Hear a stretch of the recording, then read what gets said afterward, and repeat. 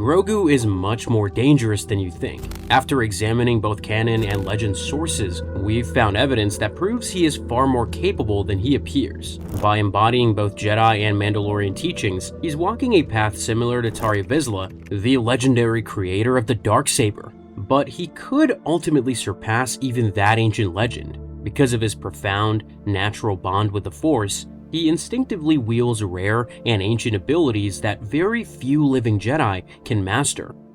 Chapter 1. Decades of Secret Training. Grogu looks so helpless that his enemies usually think he is weak. Bounty hunters see an easy prize, and those who want his power only see a test subject to be used. But judging a threat by size is a fatal mistake. Even though he acts like a toddler, he is actually 50 years old. He spent decades at the Jedi Temple, and now his power is coming back faster than anyone expects.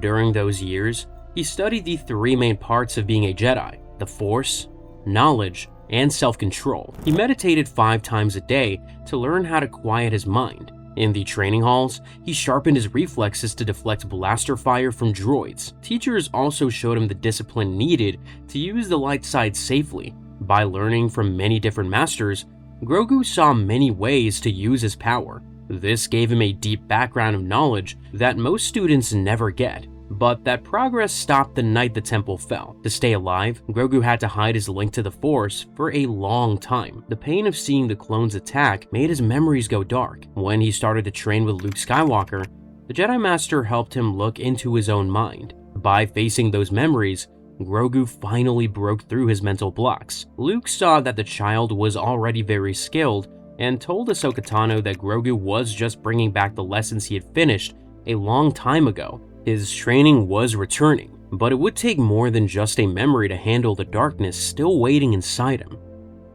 Chapter 2. Resilience and Inner Balance. While losing decades of time was a tragedy, it served as a test of Grogu's spirit. He shares the same grit as others of his kind. Master Yoda fought pain for centuries to stay in the light. Master Yaddle lived in a cave for 100 years and did not break.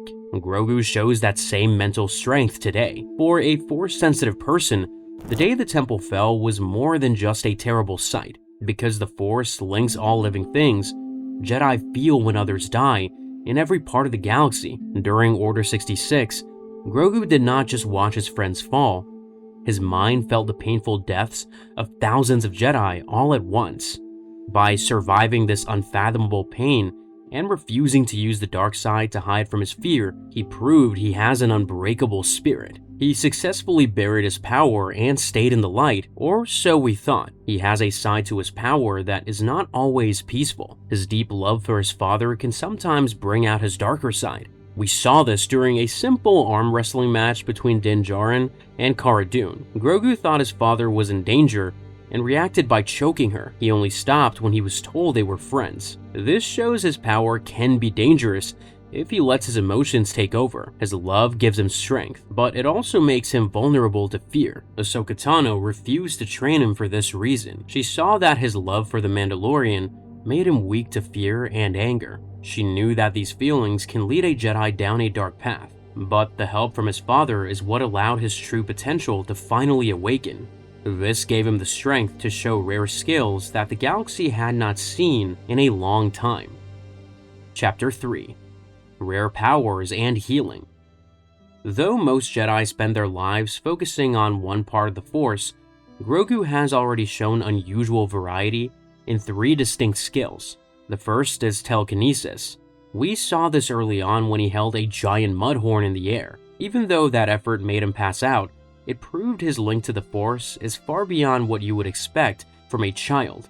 But his connection to the Force goes even further, leading to a second ability, making a Force barrier. When facing an incinerator trooper's flamethrower, Grogu stepped directly in front of the flames to hold them back. Or when placed on the ancient Seeing Stone on the planet Tython, Grogu entered a deep trance that made a massive semi-translucent cylinder of blue energy. This Force barrier was so powerful that when the Mandalorian tried to force his way through to grab the child, the energy field physically pushed him back, shooting Mando backward on the ground. He showed even more power during the crash of an Imperial light cruiser. where he made a powerful shield to keep his allies safe from a massive fire. Yet defending others is not the only way Grogu uses the Force. He also has a third, rare power, the ability to heal wounds. Force healing is an incredibly ancient and selfless art, but it is also exceptionally rare. Even during the Golden Age of the Republic, individuals born with a natural gift for healing were never common, and using it requires a heavy physical sacrifice. To mend flesh and cure sickness,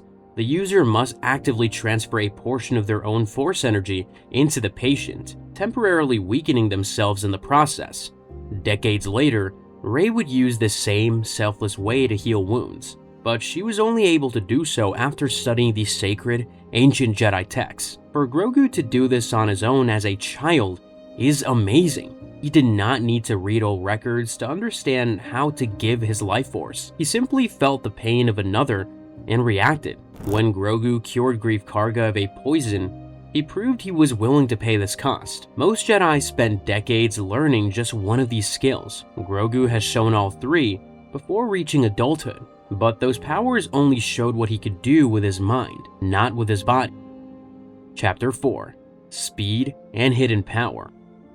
While his species looks small and fragile, they use the Force to overcome the limits of their tiny bodies. When relying purely on his biology, Grogu has a tiny, waddling walk, but under Luke Skywalker's training, he learned how to let the Force flow directly through his muscles. By filling his body with the Force, he turns his tiny frame into a vessel of pure power. This skill lets him make quick jumps and easily keep up with people much larger than him. He is carrying on the same fighting style used by the legendary Grand Master Yoda. During battles, Yoda used his small size as a weapon by using the Force to perform fast flips and strikes that overwhelm larger opponents. As Luke Skywalker reminded Grogu, physical size means nothing when you can bend the universe to your will. This physical control is only half of the story. Grogu also uses that same discipline to choose exactly how he reveals his power. Even without spoken language, Grogu possesses a mind that is fully awake and actively analyzes those around him. We see this when he refuses to lift a stone for Ahsoka Tano, but instantly summons a metal shifter knob for Din Djarin. He understands the motives of others and reveals his true strength only when it serves his goals. He does not lack power. He simply chooses the right moment to use it. But one of the most special things about Grogu are not these abilities, it's his empathy. Chapter 5: The Bond of Empathy. While many people see beasts as weapons, Grogu understands they have feelings. This is very different from how the dark side controls animals. For example, when the Sith Lord Darth Bane met a Rancor, he used the dark side to find its worst memories. He crushed the will of the beast and left it powerless. Grogu uses a different way. He does not try to control the animal. Instead, he tries to be its friend. When a Rancor was attacking, Grogu stood in its path and used his hand to calm it until the animal fell asleep. He heals the spirit of the creature instead of breaking it. This is exactly how Grogu reached out to the Mythosaur, the most sacred icon for Mandalorians. When the first warriors arrived on Mandalore, they tested themselves in combat against these massive predators. Great warriors once rode them into battle, but eventually the clans hunted the creatures until they were gone from the galaxy. But at the end of Season 3, Grogu made a deep bond with a living Mythosaur. The armor says that old songs promised the beast would return to start a new age for Mandalore. By using his Jedi empathy to connect with this creature, Grogu brings that ancient promise to life. By being both a Jedi and a Mandalorian, Grogu can finally bring these two groups together. He's moved far past the days of being a helpless child and now helps lead his people into a better future. Yet, using the Force to connect with beasts is only one side of his journey.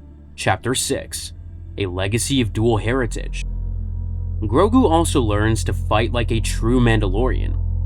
As an apprentice to Din Djarin, he is building a combat style that covers the blind spots where a standard Jedi might fail. By wearing Beskar chainmail, he has a physical failsafe that traditional Jedi lack. This durable metal can deflect blaster bolts and even lightsaber blades. It protects him if his force focus slips in the middle of a fight.